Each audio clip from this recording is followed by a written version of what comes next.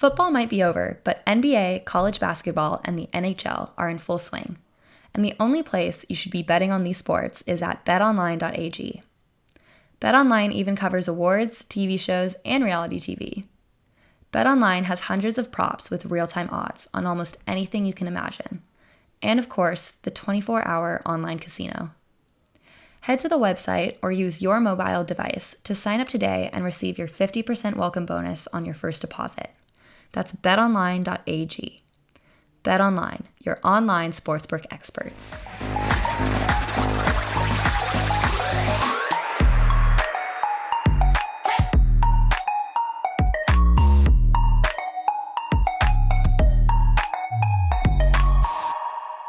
Hello, everyone. Welcome back to my podcast. I'm your host, Polina Edmunds, and today on the pod, I'm super excited to introduce my guest today. He is the 2009 junior champion, 2012 Four Continents bronze medalist, and two-time U.S. silver medalist, Ross Minor. Thanks, Ross, for coming on today. Thanks for having me. You had a pretty successful career, especially in the men's field. It's difficult to keep up with the technical difficulty that's required, and you had quads in your arsenal. What are your thoughts about the new wave of quads right now in men's skating and how everyone's doing them? Like, what do you think about the learning process for quads and the difficulty of it and the timing of getting that quickness and seeing so many men get it down now? Yeah. So I think my career was an interesting time period in men's skating. When I first came onto the senior international scene, you could be competitive with 2 triple axels if you skated well. And for a while, that was kind of like what I was focusing on. And sort of as I moved along, it just really quickly became apparent that like you need a lot of quads to keep up with a guy like Yuzuru or obviously Nathan when he came along. And I think for me, I missed the boat a little bit as a skater. I started a little bit too late on the quads because it took me a long time when I was younger to like focus and pay attention and take all the good advice that my coaches were giving me. Even a guy like Patrick Chan with his 2 quads, he had to be perfect. And I, he was one of my favorite skaters to watch that I competed against. But, guys like Patrick and Daisuke, they probably would not be as competitive now. And that's crazy to think about when you think about where men's skating has gone. It just definitely in the sort of 10 years that I was senior kicked off. In terms of what these guys do, it's incredible. I watch Nathan Chen and I'm in awe. Even competing against him, I was always like, yeah, okay, yeah, he's really good. And he works hard too. That's the other cool thing. He's not just like he is super talented, but he also works his butt off. So I always respected that about him. Yeah, totally. It is interesting to think about how there are some skaters who are just super talented and they can just like pull things out of the hat, so to speak. Mm-hmm. And then you have the other side where there's super, super hardworking skaters, maybe not as talented, but they, the work really shows and the consistency and everything. And then you get somebody like Nathan who has both, and it's just like out of the water. Yeah. Absolutely. So in 2018, you were competing to make the Olympic team. And I know that was particularly a difficult year because you did so outstanding and you did have a quad in your program. I do have to say that Queen program was so amazing. I remember being in the arena and it was so electric, and just the standing ovation. It was just magic that night to be there and watch you perform. How did you feel about your performances at the 2018 championship? Yeah, I like you said, it was for me as a skater, it was probably the most energy the crowd has ever given me. I got off the ice kind of knowing that like I could not have done anything better. My last double axel was a little sketchy. I was really excited. But in general, I think, from a performance standpoint, that was the highlight of my career. I'd had performances where I maybe skated a little cleaner, just not with a quad, but better landings or something. But for a moment I'll remember that forever. That was pretty special. And the way the crowd reacted was great. And Peter's Swedish. He's pretty stoic, and he was like kind of tearing up at the end. So that was pretty cool. Aw. Yeah, I remember in the kiss and cry after when they were announcing your scores, like the kiss and cry is such a weird environment to be in because even when you skate well, you're still super nervous because you have no idea what the judges are gonna do, like with your performance. And when your score came up, the relief that was on both your face and your coach's faces, like it was just a really sweet moment to get to see. Yeah. So for me personally, I was never nervous at that point because I was too tired to to really do much of anything. But yeah, I definitely remember hearing my score and almost like that moment of, wait, is that actually my score? That's kind of incredible. Holy cow. So, and I think going into that season, I think I was 27 and I was kind of like, okay, this is, if not the last competition I'm doing, it's pretty darn close. It's definitely the last nationals I'm doing. And I've always loved, US Mhm. championships. That's kind of always been a pretty good competition for me. So it was really cool to have that moment. And it was made more special by the fact that I kind of knew it was going to be my last one. Yeah, totally. So you ended up not being selected for the team, even though you were the silver medalist with a quad and there were 3 spots. Do you know what the criteria was for the selection and why you weren't picked for it? Well, you and I both got the same like 40-page document at Champs Camp. Does um, anyone read that? Probably.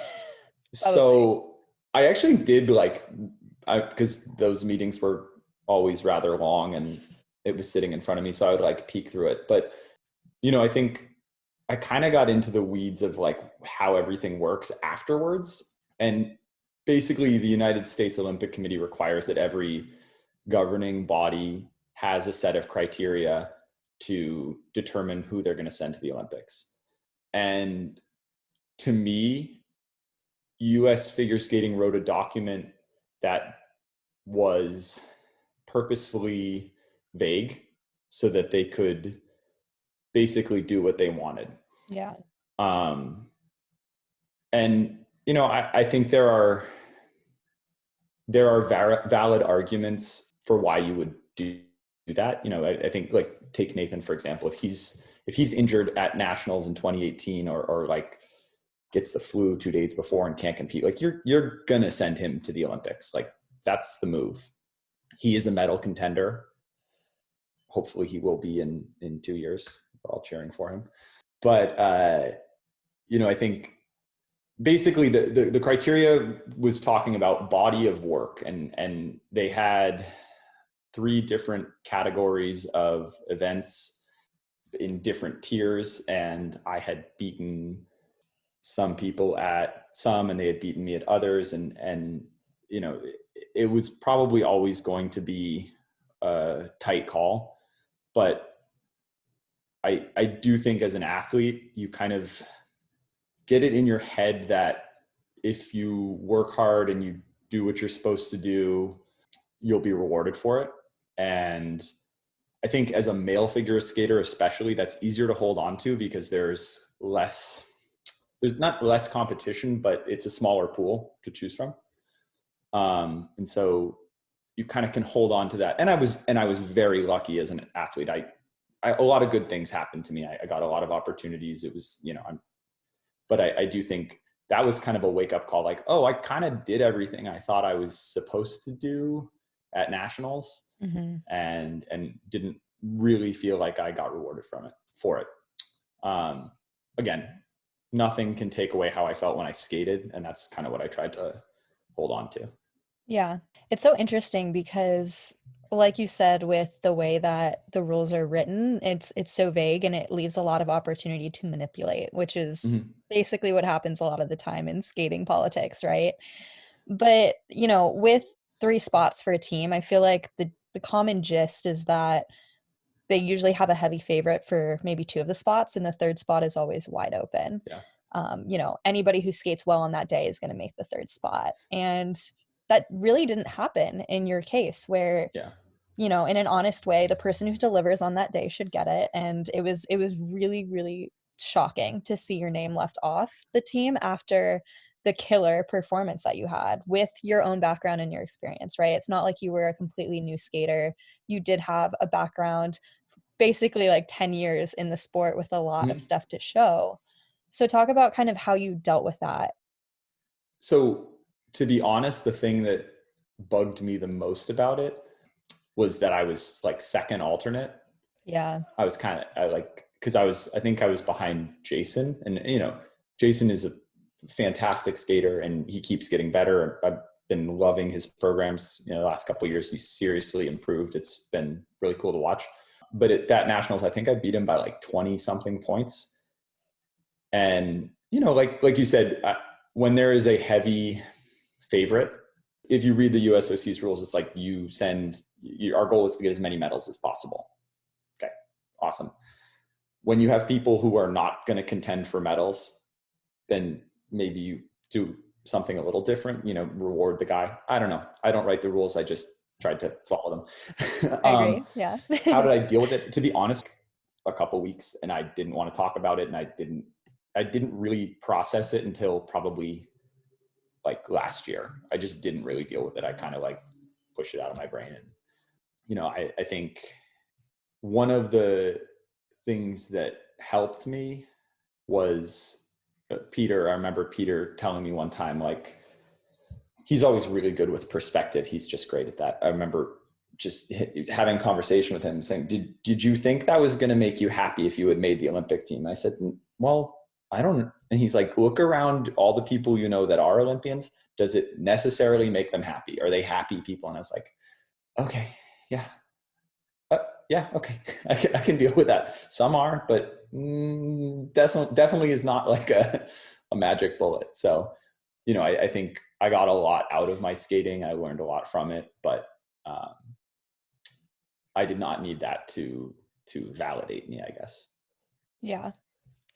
It's really interesting. I like what you said there because with teams and with making goals, every single athlete wants to go to the Olympics, right? And when we're putting so much time and effort into the sport, it is a big deal to be able to just even get there, not necessarily, be a contender for the Mm-hmm. podium, but just to be in the field. It's like, this is what I've worked for. And so it's Yeah. such a burden to carry when not only does it like not happen because of your fault, but it there's different factors that are flying around. And for the Mm-hmm. federation and judges, like, they need to know that as athletes, we are working our whole lives to win, to make the spot. And even if we Mm-hmm. smile on the pedestal behind closed doors, when we go home from the competition and it's just us, it's really hard to deal with knowing that people don't make the team just because, there's manipulation going on. Yeah, and I do think I do want to say, like, I don't necessarily I wouldn't characterize it as, like, for me in my situation, as manipulation. I just think it was intentionally vague. And I remember having conversations with people at US Figure Skating before my last year saying, like, hey, if I do this another year, like, I want to know I have a chance, and them saying, yeah. And then, Mhm. turns out probably didn't have much of a chance with the way things panned out. And, to go to your point about like, as a kid, and I think this really helped me, I really wasn't like the kid who's like, I'm going to be at the Olympics someday. I just kind of liked skating and I really liked training. And, I liked getting better. Once Mhm. I got to, and I'm sure you went through the same thing where you got good. And then all of a sudden you're like, wait, I want to be here again. This is cool.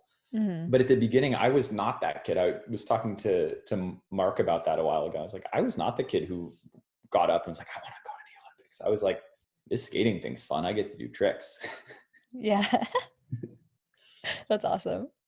Yeah, but I think it's really cool to have the perspective now after, talking with your coaches about, the happiness level of would the Olympics make you happy and look at other Olympians and does that like have any Mhm. effect? And that's actually it's an interesting perspective that I have also started to learn, like, from stepping away from skating, where this past year I officially retired Mhm. and I've, like, just started living my life, and a big part of the process was, like, thinking about all the stuff I thought I would be missing by stepping away from skating, all of the opportunities and watching like other skaters go and win things and be like, "Oh, like I could be there. I could get this opportunity." But then looking at it Mhm. as what do I get to do now? Like how happy I am with life and all of the different activities. Like that's what I always dreamed of when I was skating, like having the freedom to do fun things. And that's also something I know all Mhm. of those skaters want as well and are waiting for when they finish their careers. And so like realizing that and taking the perspective of, okay, I don't need skating to make me happy and I don't need results to make me happy, but just doing the fun things I always wanted to do is gonna, like, be enough. I think it's a really Mhm. important thing to come to terms with, and it sounds like that's something that you have also experienced. I think it was made easier for me by the fact that I was not going to be doing what Nathan is doing. You know, that there's no way that my 27-year-old body was going to do, I can't, how many do you do? 5 quads now in a long program. Oh my god. So, you know, I think, So many. and, you know, I had a lot of kind of nagging, nothing like horrible injury wise, but just stuff where it was like, getting out of bed kind of sucks right now. And I would warm up for like 5 minutes when I was 18. And then it would take me like, you know, an hour in the gym to kind of get moving once I got a little older. Yeah. I mean, I think, I don't know about you, Polina, but for me, the thing I missed the most when I quit was training like with my friends. I always had, you know, when I was younger, especially, I had some really good friends to train with. And then when I got older, Heidi and I were skating together, and that was always fun. That was what I missed. I mean, did you miss that, or what was the thing for you that was difficult to let go of? Yeah, I think in the transition of, like, moving from being in skating training to just starting something new, it was definitely both the community, like you're saying, but also the thought that the structure wasn't gonna exist anymore and that day in, day out, like, everything that I was doing for skating, like, was gonna lead me somewhere, and I really trusted that process, and now it's like, Mhm. how do I structure my day, and is the stuff I'm doing going to lead me anywhere? I have no idea. Yeah. It's like We need life coaches. yeah, yeah, exactly. We Let's need call somebody Adam's to mom. Doesn't she do that? let's call Kelly. Kelly can come yell at me. I could use that sometimes. Yes, please, honestly. But yeah, I would say like and from what I've talked to with so many skaters is that the transition out of competitive skating is really hard. Mhm. So what has your experience been with it? I needed to grow up a lot. I, as a skater, especially a single skater, you spend 20 years or how, I mean, for me as a guy, longer, 20, 25 years, 20 years, basically being like the center of your own little universe. And, you know, everything revolves around getting you to the next competition healthy and with the best possible training. My parents tried to make like my whole situation as perfect as possible. And like you said, like you always had a plan of what you were going to do that day and what the next step was. And, you know, Mark and Peter were really good, especially as I got older, about trying to make me make more decisions on my own. But yeah, definitely when I finished skating, it was like, oh, you know, everything is your decision. You need to do things that are going to get you where you want to go. And when you screw up, well, that's, that's on you. So yeah, I definitely think not having your whole life revolve around getting to the next competition or preparing for the next season was definitely different for me. Yeah. And like I said, it took me a while to do that because I just didn't process anything. Yeah. When did you start going to school? Was that after 2018 or were you already in the process before that? So I started, I think 2016, and I wish I had done that earlier. So I definitely was of the mindset when I was before that, like, oh, I can't handle more. This is too much for me.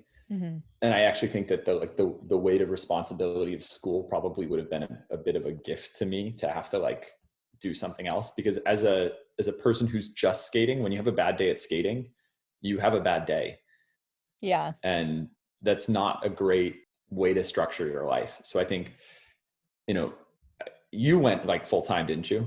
I did. Yeah, Christina Gao did that too. And that to me is like totally crazy. Heidi I does love that. Christina. Yeah, I Yeah. love Christina too. It was her birthday 2 days ago, Sunday. So Oh, she's the best. send her a text. Um, Yes. but I think for me, going to school earlier would have been good for me. I also think it would have helped me a lot to be exposed to the real world a little bit more. I was so nervous to go back to school because I was homeschooled from 6th grade on, that going back to school was like, Wow. uh, um, Yeah. What was that like? Did it affect you at all, or were you fine? um, so I ended up doing classes at Harvard, and one of my best friend, Harrison Choate, was at Harvard at the time with Christina. So I like knew people there, and I remember that like my first class, Harrison like walked and met me and was like, "How's it going? I'm going to take a picture of your first day of school." Cute. Yeah, no, he was making fun of me, but I think I had not used my brain for a while, so it was definitely like, am I going to be okay at this? And yeah, I'm fine. It was definitely like, I have not done this for a while. Culture I shock. also don't have any of that. I think you must get it from going to high school when like a teacher asks a question and just no one answers. I cannot handle that. It like makes me Why? because it makes me so uncomfortable, because it's like, as a coach too, it's the worst when you like ask a relatively easy rhetorical question just to like get the conversation going so the kids are paying attention, and everyone just sits there and you're like, oh my God, it's a 3-turn. I asked you, you just needed to say 3-turns. So as a skater, or like as a coach, it totally, like I have no patience for that. And then I'm in a classroom and it takes all of me not to just be like, oh my God, guys, come on. Everyone knows what he wants us to say. Can someone please just answer it so we can move along? I'm here to learn. So I think you must get that in high school, but I definitely did not get that. That's so funny. I've never even really thought about that, but it makes total sense because now that I'm remembering, like being on the other side, giving presentations, and if Mhm. you ask a question to a bunch of bored-looking students and then like nobody wants to participate, you're just like, This cool. sucks. Yeah, Yeah. exactly. So I have no tolerance for that. Yeah. I think it's super interesting that you said like the whole point about if you have a bad day with skating and all you're doing is skating, it just makes the whole day bad. I never thought about it that way, but now that I'm thinking back, yeah, having a double Mhm. life, so to speak, where you're in school and then you have skating, it's like even when I would have a bad day or bad morning Yeah. session and then I would go to school, I would be sitting in class, like maybe the first period, I would be like still like fuming off my off my bad practice, but then everyone else around me is just like, Doesn't care. yeah, like they have no idea what's going on, and Yeah. so it kind of melts away the pressure, I guess, of Mhm. skating, and then I completely was just like relaxing. And so that last hour of school when everybody's like super antsy and they just want to leave, I was like, make this hour last as long as possible because I have to go back to the Yeah. rink So after go back this. to the rink. Yeah. Oh, I have a question for you now. Oh So yeah. your mom was super involved in your skating, and so was my mom. Would come and pray laps of her rosary beads while she was watching me, hoping that I wouldn't get injured. The other thing, the other pressure of that was not only was it like a bad day if I had a bad day at skating, but I also made my mom's day bad. Did you ever have that too? Oh, absolutely. It was Yeah. connected. Yeah. So you're Even like, if okay, I not didn't only want am to I have a bad making, day. yeah. Yeah. I know. It's like, First off, I have to say my mom is wonderful. She's the best. And she always tried to do everything perfect for me. But it took her a while to understand what I was talking about when I would say that. yeah. No, I mean, same. I love my mom. She's a big teddy bear that turns scary when she's a coach. But other than that, she's really fun. But yeah, no, Yeah. even I definitely remember times where that's one thing I wished, where since my mom was my coach, skating followed us Mhm. everywhere, like even going home. Yeah. And I would always think like, "Oh, if my mom wasn't my coach and I just had a bad day at the rink, I could at least, like, go home and, like, have, like, the loving, caring Be like, Mom, I family." had a bad Yeah, they're day. like, "Let me Yeah. hug you." My mom's like, "No. Go to your room." Yeah. My mom was not like that. She knew a little too much about skating, but she was always very supportive. Yeah. She was not, but we would get in the car. I remember when I was younger, and she'd be like, "So I saw Peter got upset at you." or no, she would say, how was your day? And it's like, you watched my whole day, I got yelled at or like got in trouble because I, was being stupid and popping or like doing the wrong jump because I did that a lot. She would ask me how my day was and I'd say, well, you kind of watched it. Well, why do you think it was like that? I can't deal with this right now. I need like an hour to not think about skating before I start analyzing how my day went. True that, honestly. That's funny. I know. I feel like it's interesting to look back and just, yeah, think about the way that my whole family was impacted by like my skating, both training wise and competition wise and results wise and stuff. Oh, for sure. Yeah. My parents moved from Vermont to Boston, which is about 3 hours to basically facilitate my skating.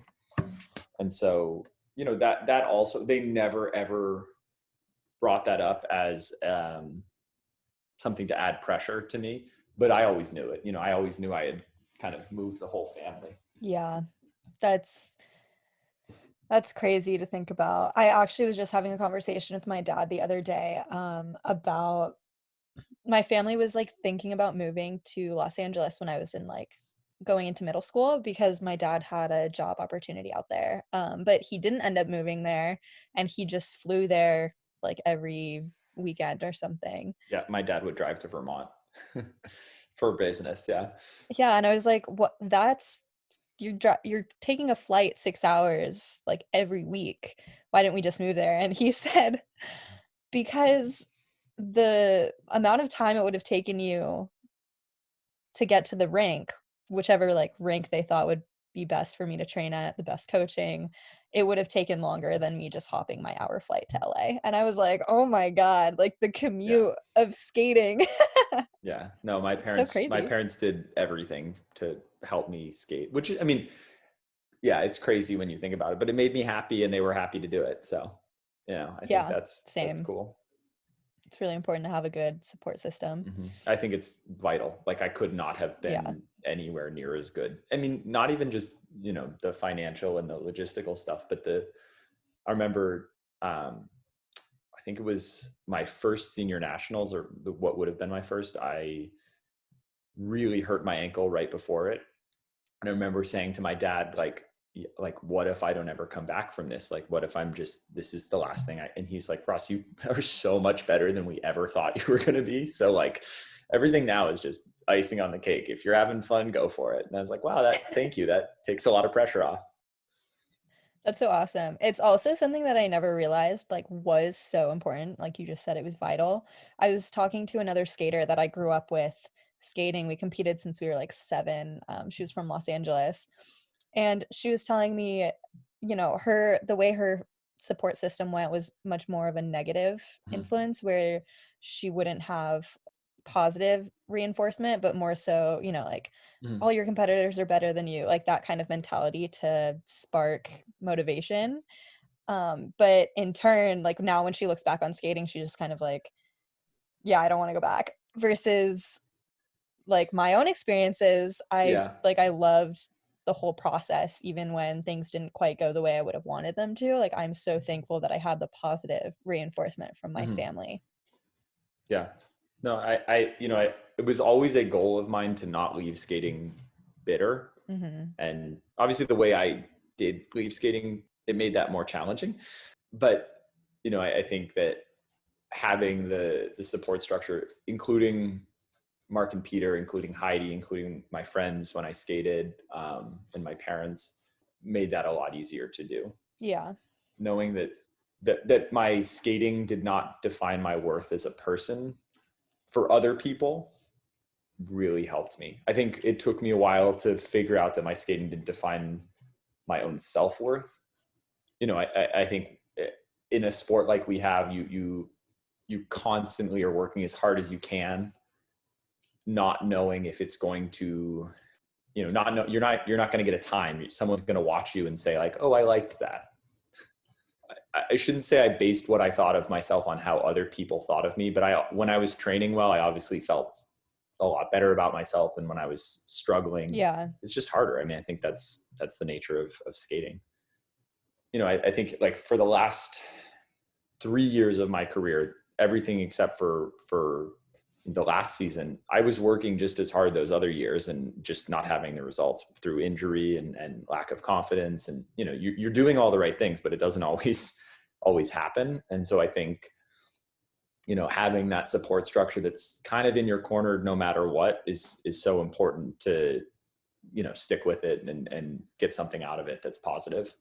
Yeah, I totally feel that. That was actually one of the biggest realizations that I had going to college, was that the friends and the community that I was forming for myself in a separate environment from skating didn't care at all about the results that I was getting, even when I was being like competing the first 2 years of college. And I was really Mhm. hoping for the 2018 Olympics, but you know, like whether or not I made the team or did well was not at all something that they valued.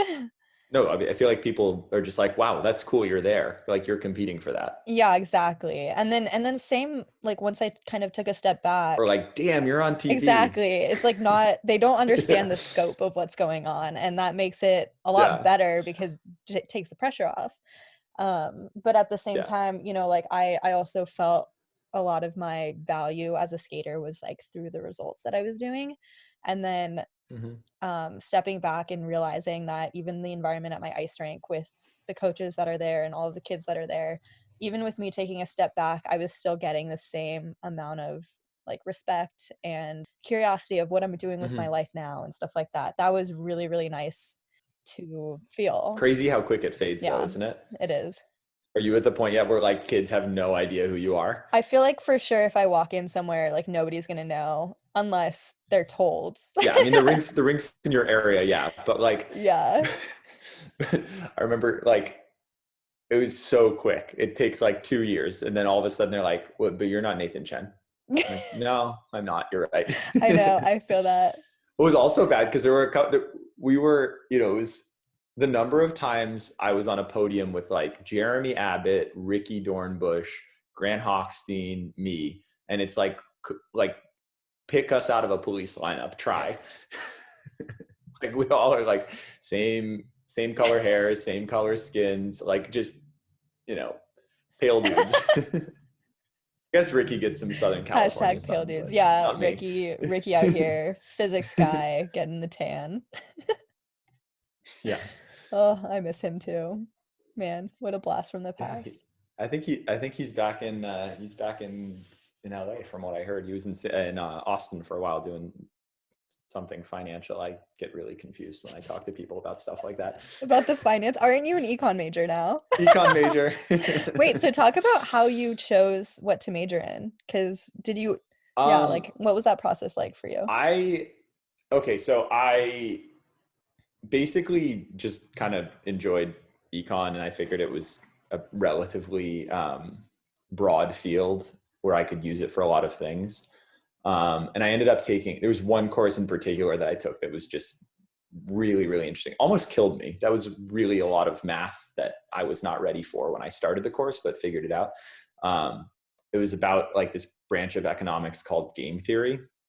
And it was basically using game theory to explain why humans do nice things for other humans, like why you would be altruistic, how it's actually beneficial to you to do it. And it was very interesting. So I was like, oh, maybe I like this field. And then I got into it. Yeah, Wow. sorry. That was very in-depth. No, I mean it's good. That's cool because so many skaters move into the direction of schooling and what they want to do like in future career, and people just have no idea like what they're even Yeah. interested Yeah. in. I mean, I think that, like I said, I wish I had started a little earlier.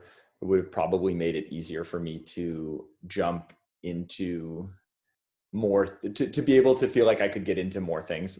I definitely did not feel very comfortable with math. It's kind of hard homeschooling and math. And then I'm really bad at math. yeah, well, you know, I don't know. You were never homeschooled though, For the were you? record. Were you homeschooled? No, I wasn't. Yeah. And I was not homeschooled. My dad wanted me to take calculus for so many years, and I said, no I way. so I had the same like, and my goal for myself was like, I will complete 2 semesters of calculus. I will figure it out. And I got it done. And it actually, I think I got an A in both of them. I know I got a B in calc too, but That's okay. But I definitely went into that like college thinking like, oh my God, I haven't taken a math course since high school. It's been what, like 7 years since I've done math. Oh my God, how do I do this? I forgot how to long So divide at one true. point. I was like, what? Yeah, Use a calculator. I feel like if I were to even jump into an algebra class right now, I would need to relearn everything because Calculus is better than algebra, I promise. It's less annoying. It's more, you can use it for more things. I know that sounds stupid, but it's that they make the problems interesting. mm, yeah. I don't know if I trust that, Ross, but Yeah, that's okay. Take my word for that's it. funny. My dad will be happy to hear that. I want to give a brief moment to talk about our newest sponsor, eBay. Whether rare dead stock or the latest release, find the exact shoe you're looking for. As the original sneaker marketplace, eBay is the place to go to cop the pair you've been eyeing. With eBay's authenticity guarantee, your sneakers are meticulously inspected by independent professional authenticators. A team of experienced sneaker authenticators verify the box, logo, stitching, and dozens of other inspection points. Each sneaker also receives an authenticity guarantee tag that includes a digital stamp of authenticity, and it also protects sellers with a verified return process. And for sneaker sellers out there, eBay has eliminated selling fees on sneakers over $100, making it free to sell or flip your collection. Go to ebay.com/sneakers today. eBay, the world's best destination for discovering great value and unique selection. Let's talk a little bit about like the mental side of skating with mental training and mental strength. Mm-hmm. So obviously that's something that is very, very important to being competitive Mm-hmm. because when the adrenaline is like rushing through your body, you have to be able to still turn on. But I also feel like it's something that's kind of overlooked in sports.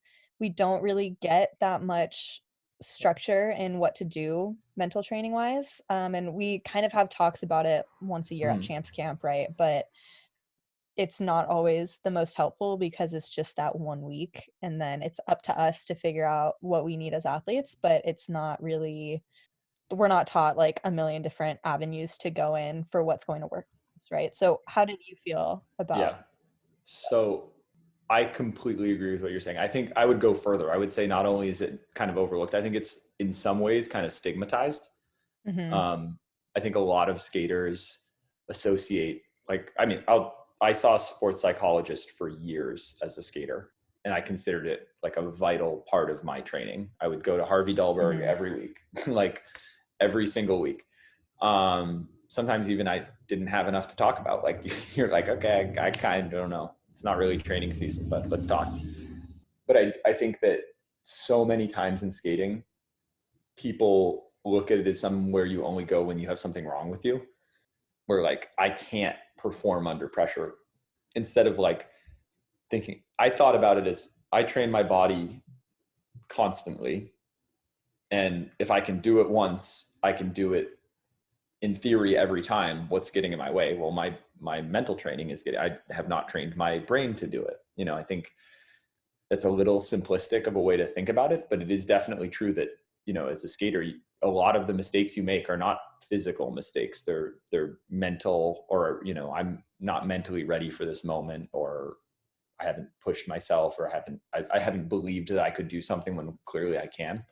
And like you said, I think I was lucky because my coaches were pretty on board with that. And, you know, Harvey was actually Mark's sports psychologist when he was a skater. So we had a long history in skating and kind of understood it.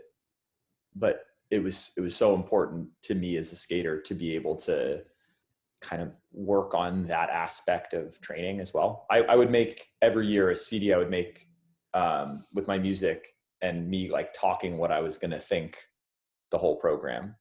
And I would just listen to it every night before I would go to bed. Kind of, yeah, compulsively, but it definitely helped me because, you know, I had like physical choreography, and then I also had almost like mental choreography. So when I got there, it was like, okay, as soon as the music starts, you kind of just go on autopilot in some ways. Mhm.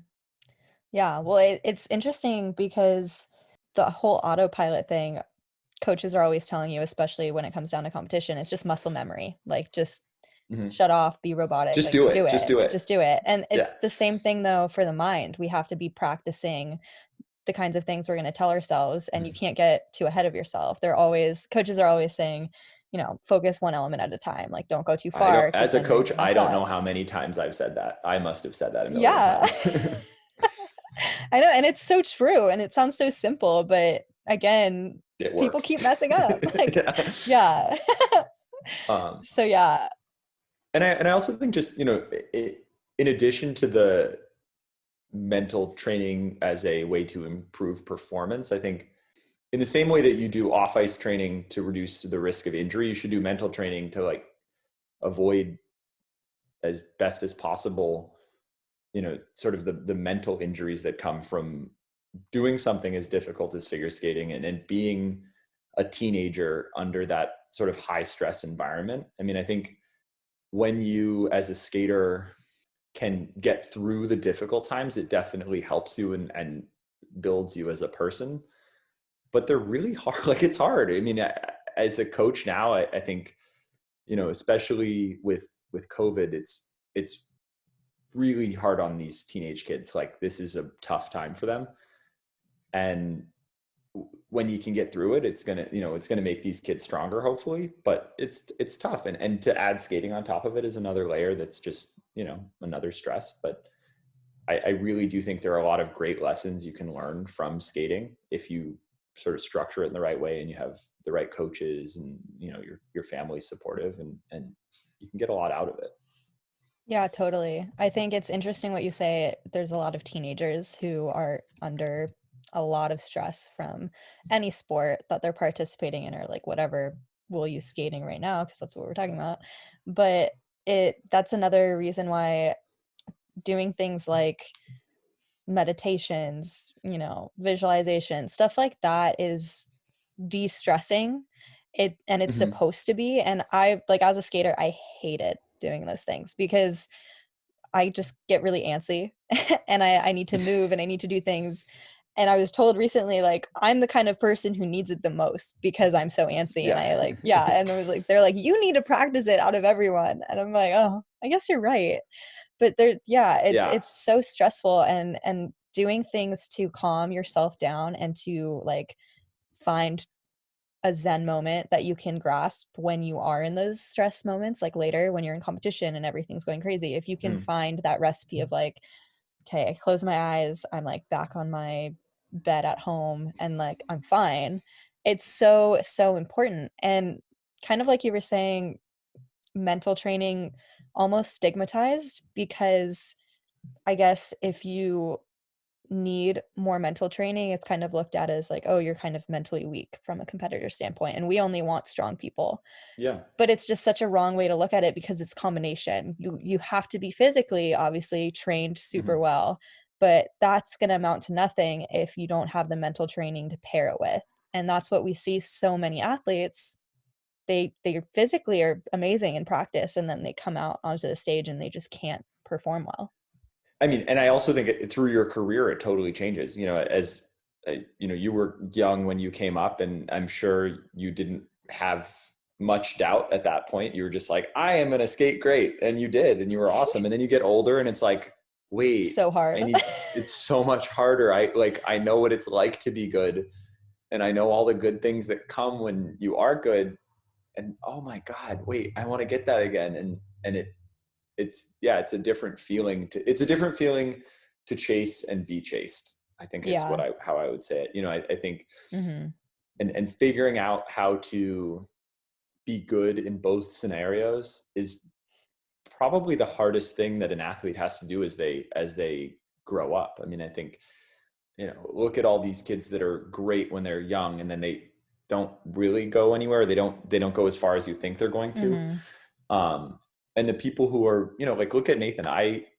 He is steely. That's all I can say. He just gets it done when he needs to. That's impressive because he's been good forever. And again, like when he was little, I'm sure he didn't feel the same pressure as he did when he was, at Worlds. It's a different feeling when you're the contender and again, I've never been that guy. I was never going to win Worlds. to be able to make that transition is so important. And again, I think it's part of why mental training should be started early, and it should be, coaches should talk about it, and kind of just getting it out in the open and talking about, mental training is really important. You should all, you should be either doing something on your own, even if it's just like get the Headspace or Calm app and do a meditation, or go on YouTube and figure out how to like settle down is a start. I think that's awesome. I mean, there's so many resources that are available. I'm not always like you. I get antsy and I have a hard time doing those, but I try to make myself. Yeah, it's definitely, I hope, something that more and more people are going to start realizing and pushing for. We'll see in the next wave of athletes, right? Yeah, I was also going to ask you, what do you think about the new wave because of how technical the sport is pushing towards? And now, like, there's so many quads in both men and ladies skating happening. You yourself were a very athletic skater, but you also had really great presentation and artistry. I feel like now the focus of skating is so technical that there's kind of a slow loss of artistry happening, and less people are really starting to tune into skating. Do you think that has something to do with it? Yeah. Skaters will do what they need to do to be competitive, I think. So currently the judging system clearly is engineered in a way that benefits. If you can do quads, you're going to get a lot of points, especially, multiple quads in a program, second half, that kind of stuff. I totally agree with you. I think there are few skaters who are truly excellent at the presentation aspect of skating. And I think in an ideal world, you would have a mix. You'd have some people that are just great technicians, and then you'd have some people that are good all-arounders, and then you'd have some people that are great sort of artists. And that is what was, I guess it was what was out there. I mean, for years, you had your Katarina Witt was your, explosive skater. And then you have Janet Lynn is the beautiful artist, and someone in the middle. I think that is part of what made skating fun to watch. I have no doubt that if some of these people that are doing a million quads had more time to work on their artistry, they would get better at it. And some of that is just they use their time on what's going to get them the most points. And, like, look at a guy like Jason. He is still relevant despite the fact that he's not doing 5 quads in a long. And I think that's cool, but he has to basically skate perfectly every program in order to have his name on the front page. I think there should be some balance. It took me a long time to sort of appreciate the more artistic side of the sport. I definitely think working with Lori Nickel and with Janie Isley, that really helped me kind of appreciate, like, not only how hard it is to be good at that, but how much fun it is to train that kind of stuff. I worked on it, yes, because it got me more points, but I also just, like, my program at Nationals in 2018, if I hadn't worked on that, the crowd wouldn't have been on their feet. It would not have been that moment for me. And so I think that aspect of skating is so important, because it really is what's going to bring the fans in. And it's a very congested market. There are a lot of other things vying for people's attention, and it's great to see that in Asia skating is huge, and in Russia obviously skating's massive. That's awesome, but we need to get it back here.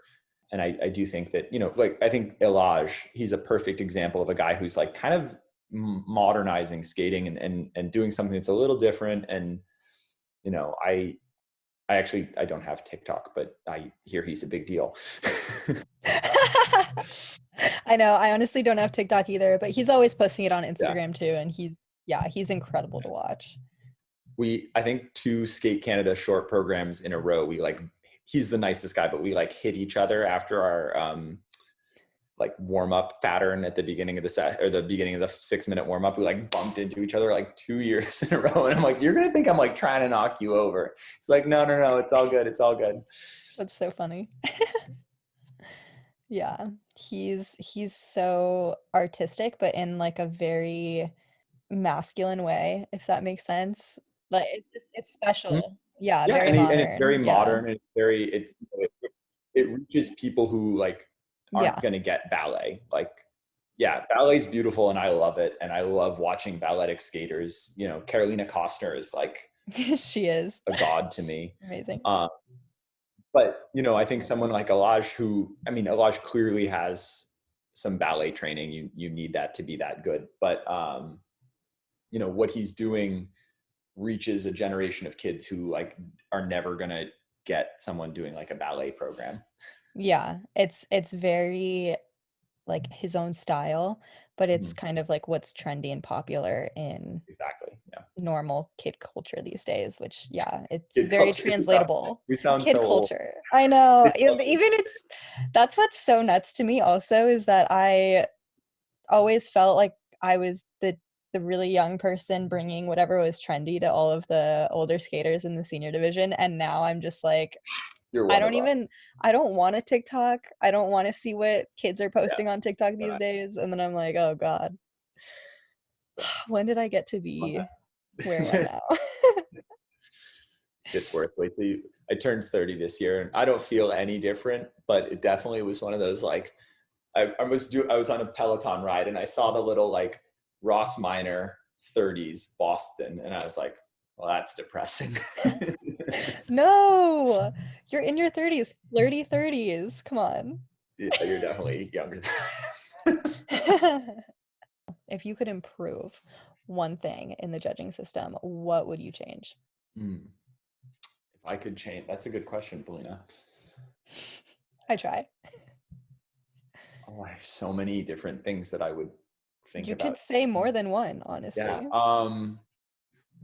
I guess number one, I would find some way to make the judges give different component marks for different components and like actually use them the way they were intended.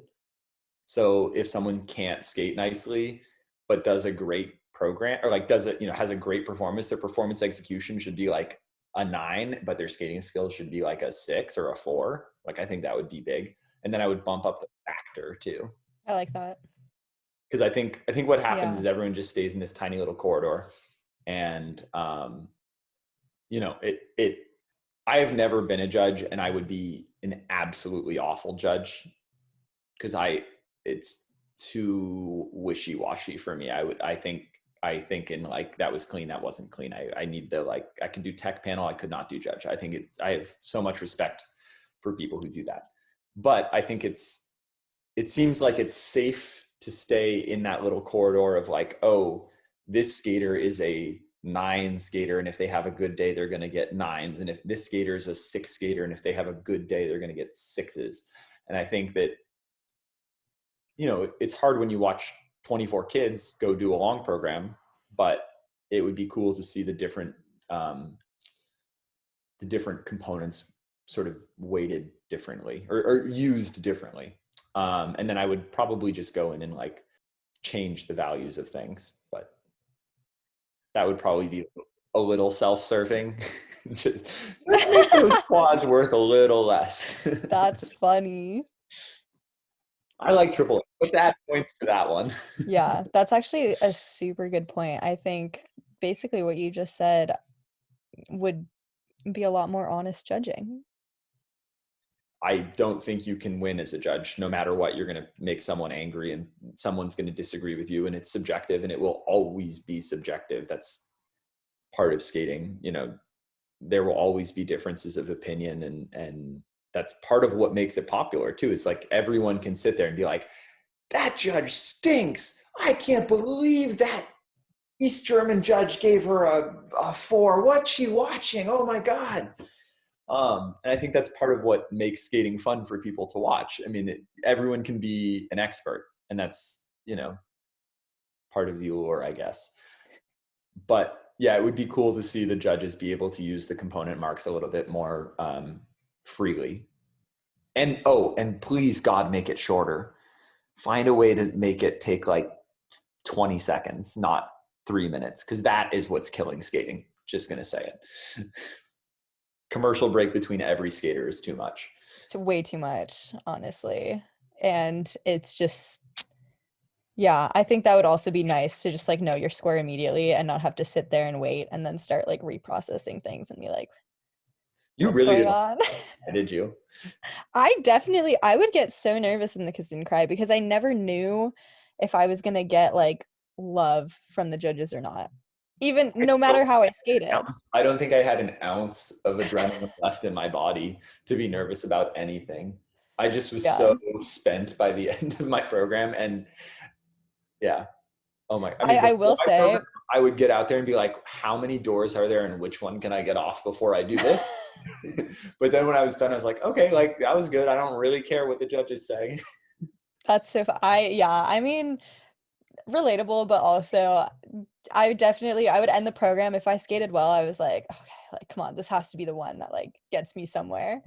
But I never understood how skaters like would celebrate so hard after performing, just like the energy wise, because I feel like every time I finish my program I'm just like so beat and I'm getting off the ice, I'm like I need to pass out right now, I want to take my skates off in the kiss and cry.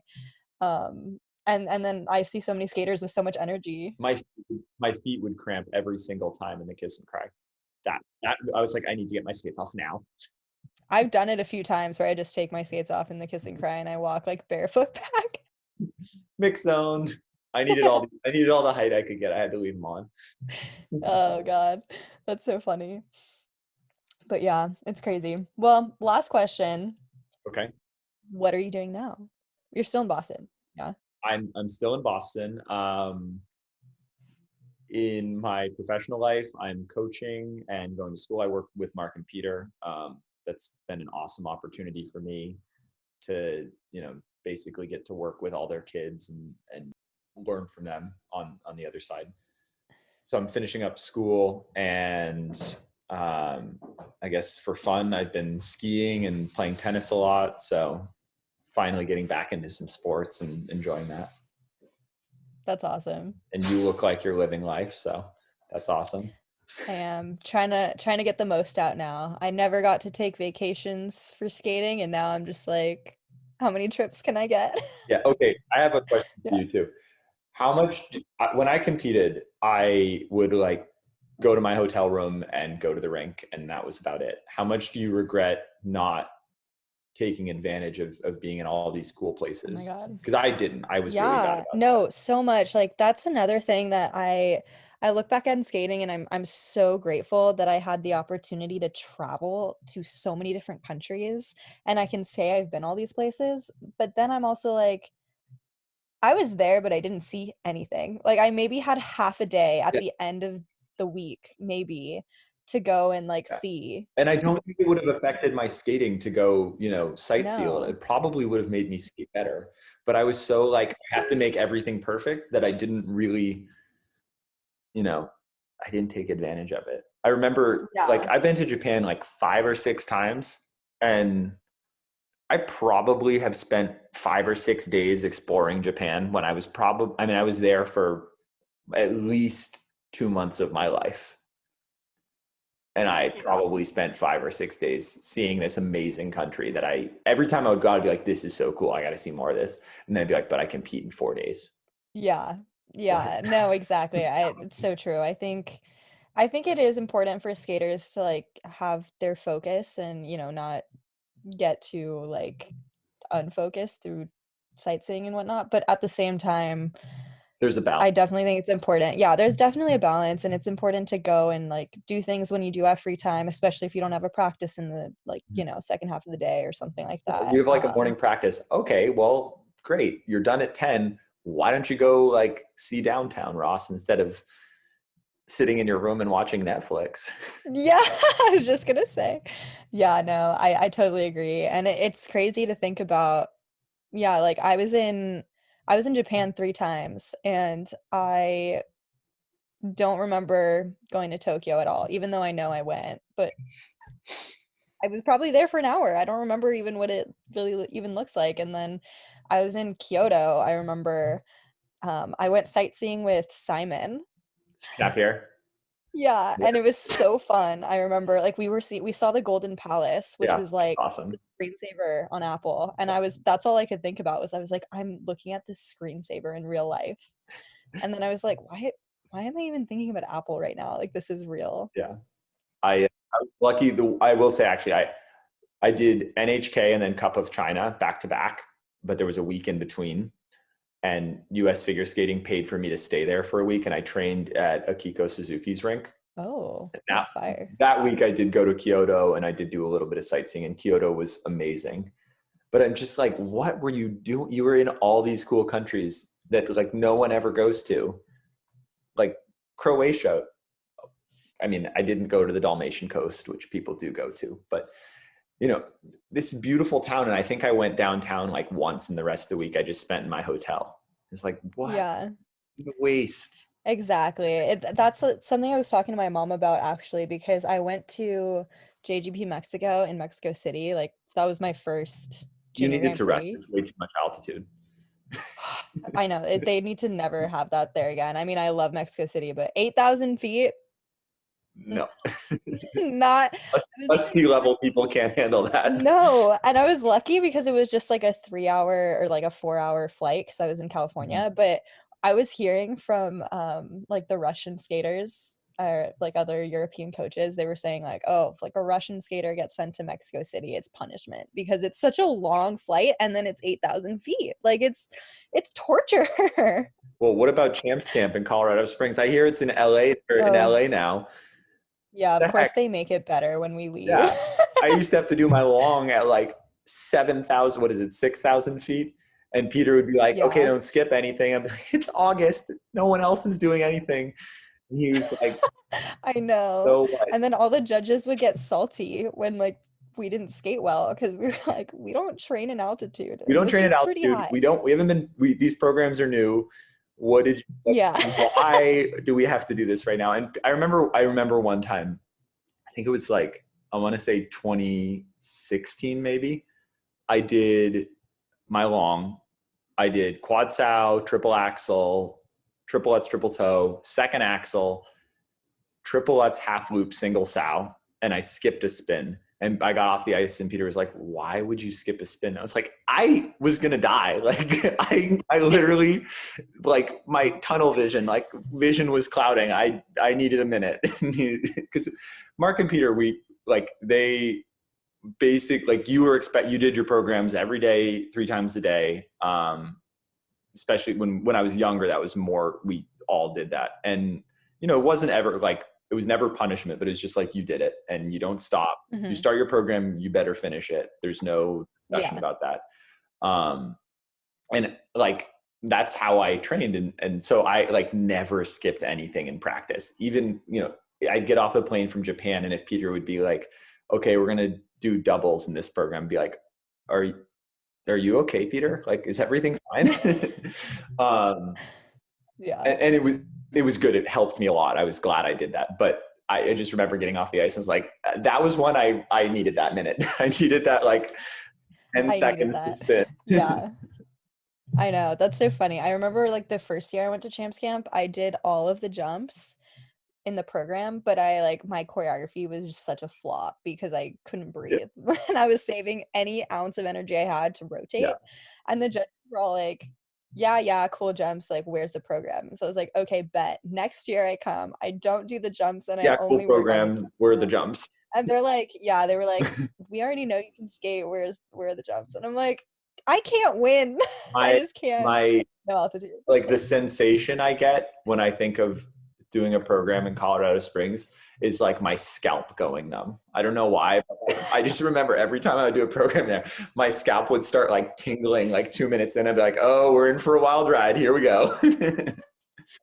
You're like, when is it over? I Like, didn't just get me remember off. you don't remember the last minute. You're just like, I'm No. tired. Everything hurts. Air is too thin. It feels like I'm breathing through a straw. Through a straw. I like Or that like one. I'm breathing, nothing's happening. That's probably a better. Dude, exactly. I can't imagine how people train there because that has always just baffled me.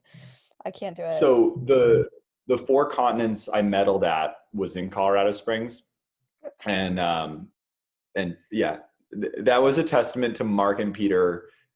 Peter specifically, or Peter especially, like just making me do my program and then do the second half and then do the program. Like I did so many programs before that competition. I was so trained. Hmm. And I remember talking to Patrick afterwards and I was like, is it easier like when you live up here? He's like, it's not really easier, but you get used to it. Like it's not, it doesn't feel better, Yeah. but it sort of accustomed to it. And actually, if you go watch Adam from that competition, the guy before him was Nan Song, who a Chinese guy, and Nan Song legitimately like needed oxygen in the kiss and cry. So Adam's like skating, and you can see Nan Song in the background. So I'm warming up backstage in that little hallway behind, between like the World Arena and whatever the other side is. And Nansong, I'm pretty sure he like fell over and like fell on his face because he was so tired. And I just remember Peter looking at me and being like, Ross, focus on me. You can do this. Don't worry about anything else. Just look at me and focus. And I just remember being like, oh my God, I'm going to die. And I didn't skate that well, but I was better than everyone else because no one else was trained. So it was Patrick and then Daisuke and then me. And I was like, okay, yeah, I can work with that. That's awesome. Oh my God, that reminds me of when, yeah, like my competition in Mexico, I skated last, dead last, Mhm.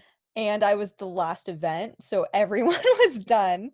I was the very last competitor, and I'm watching. I was there with Mariah Bell, and she skated maybe like two people before me, but she came off the ice like her face just like red, and like her coach comes up to me and hugs me because she knows I'm so scared of this whole altitude thing, and she's like, Polina, like you can do this. So I have David and Mariah's coach like both pumping me up, and I'm watching the Yeah. girls like finish and they look absolutely dead going into the kiss and cry. There are oxygen masks in the kiss and Yeah. cry for us. There's even ambulances outside if necessary. And I was like just about to cry. I was like, I don't want to do this. I'm so terrified. And then I skated, I was fine, but like, oh, It took me a long time to realize that like I was making it so much worse by being stressed out about it. yeah. Because as soon as you get stressed out about it, your heart starts pumping and you start burning oxygen being stressed out. And I remember, I think it was Evan Bates was just like, dude, you just got to chill.